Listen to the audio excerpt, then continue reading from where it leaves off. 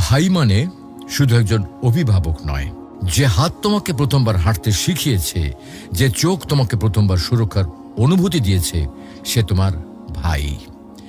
শৈশবে যখন তুমি পড়ে গিয়েছিলে, সবার আগে যে দৌড়ে এসে তোমাকে তুলেছিল, সেই তোমার ভাই।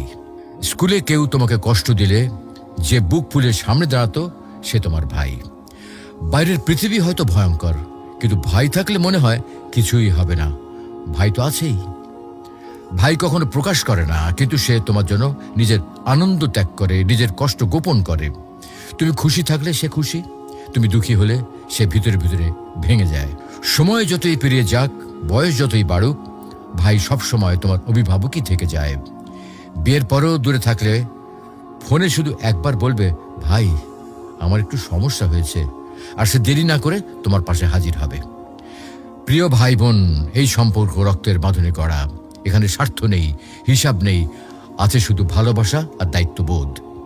যতদিন ভাই বেঁচে আছে, ততদিন তোমার জীবনে একজন নীরব অভিভাবক রয়েছে, যে সব সময় তোমার পেছনে পাহাড় হয়ে দাঁড়িয়ে রয়েছে। তাকে কদর করো, তার জন্য দোয়া করো, কারণ ভাইয়ের ভালোবাসা এটা আল্লাহ দেওয়া এক অমূল্য নিয়ামত।